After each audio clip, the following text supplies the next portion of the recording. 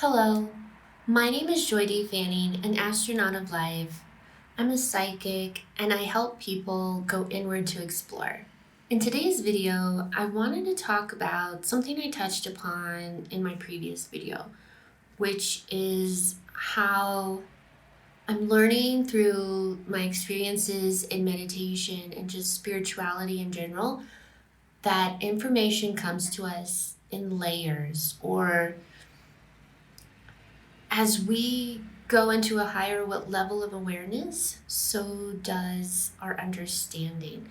So for me, this has happened several times in meditation, and I want to talk about a few of those experiences and share them with you. So my first example is how I met the entity Shiva, which is like a Hindu god.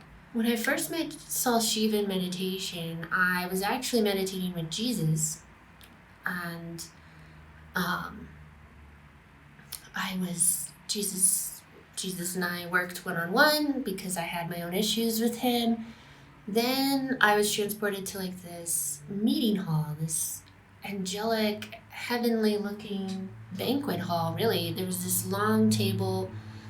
There was a bunch of entities at the table, but I wasn't really focused on them.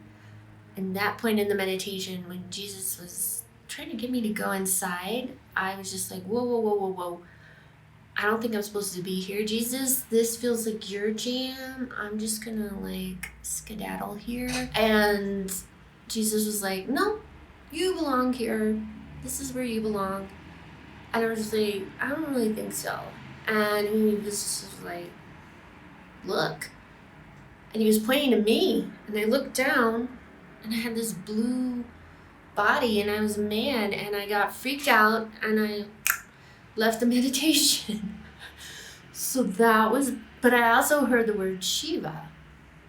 So I didn't really know who Shiva was. I had to go research him, and there was a lot of synchronicities. My spirit animal is a snake. He wears a snake. Shiva's into meditation.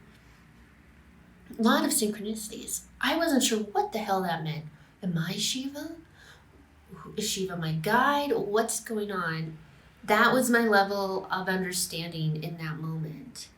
As time progressed and I did more meditations, I realized I am not Shiva. Shiva is one of my many guides, and he mainly works with my third eye. When I envision my third eye, it's the same way Shiva's is. It doesn't look like this, it's more vertical. And when he works with me now, I always feel it in my third eye, and he's like the guide of my third eye. That's where he works. That's where, if I want to meet with him and have like, a phone call with him, I know to focus on my third eye and bring in that blue energy, and there he will be ready to work with me. So I'm trying to explain this process. I didn't have that understanding when I first met Shiva with Jesus in this freaking heavenly banquet hall. It freaked me out. I didn't know what it meant. I was very confused. I had to get to that next level, to get to that new level of understanding, I had to kind of release what it meant. And accept, if it means I'm Shiva, it means I'm Shiva. If it means he's my guide, it means he's my guide. I don't really know what it means, but I'm releasing the need to know. To me, that's the key. You gotta release this need to know things in order to get the answer, which sounds strange, but if you try it, there you go.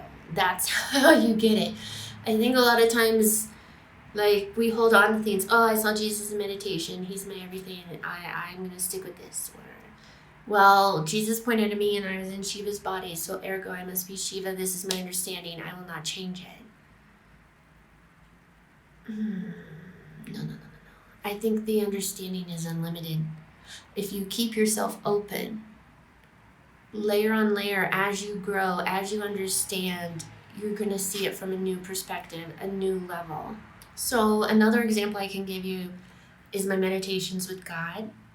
I definitely want to make a specific video just on this because it's pretty profound. But my first meditation, I would see God somewhat. He usually appeared as like clouds and light, which was fine.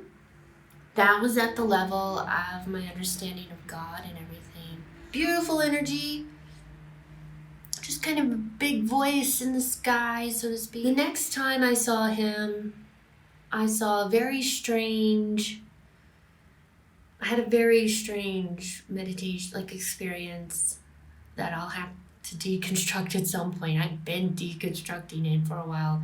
Like I said, I have to release what it means.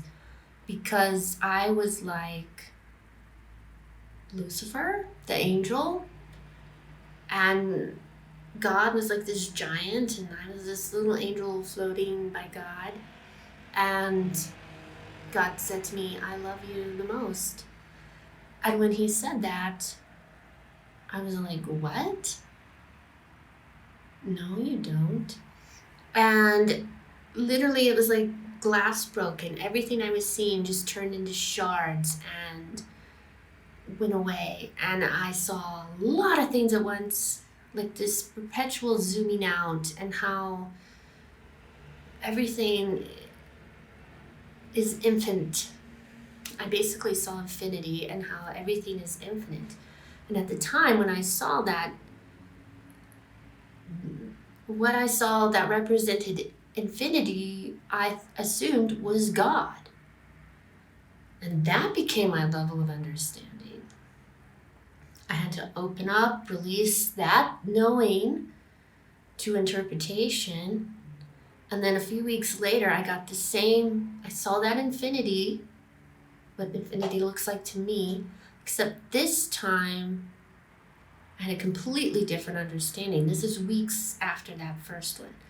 And in this one, infinity was creation. It wasn't God. It represented all of creation. And then I saw this infinite energy around creation, and that was God. But here's the thing, especially when it comes to God. I heard around that same time, I'm going to paraphrase it as best I can, but the Tao that cannot be named, the Tao that can be named is not the Tao. I believe that's, I don't know where that comes from. Eastern something. I'm sure if you know, put it in the comments for everybody. But, and I was like, that's it.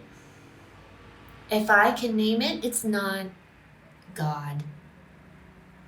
And right now, my understanding is I know God is bigger than this infinite energy I saw surrounded by infinity creation.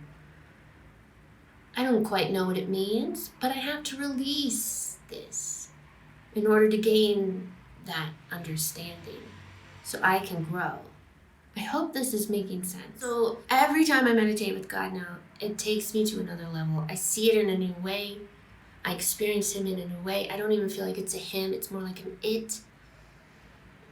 Because God transcends duality. That's still basic now. But here's the takeaway for you that I want to get across. Keep yourself open to your perspective changing. I find this is crucial. If you want to move up in your understanding, you have to be open to different perspectives. This is basic stuff here, guys. Otherwise, if you're clinging too tight to a belief or a perspective, it's not going to serve you in the long run, okay? It's like a ball and chain you're trying to fly, and the ball and chain's just keeping you grounded, and you're like, hey, I want to lift off, but I feel nowhere, I can't get up. You gotta take that shackle off, then fly away. That's how it works. The shackle, the ball and chain, that's your perspective or beliefs that you are unwilling to change. When you keep yourself open to any possibility, okay, we cannot put God, source, whatever you call him, it in a box. You cannot put your experiences in a box. You can, I guess, but you're not going to go. You're going to stay at that level, or your growing will be very slow. That's what I want to say. When it comes to how, you can ask for help from Source, God, your guides, higher self, everybody. Ask for their help to help you change this perspective. And just, if you're a visual person like me, visualize it being released. If you feel things, feel the emotion being released. You hear it, say it's released, right?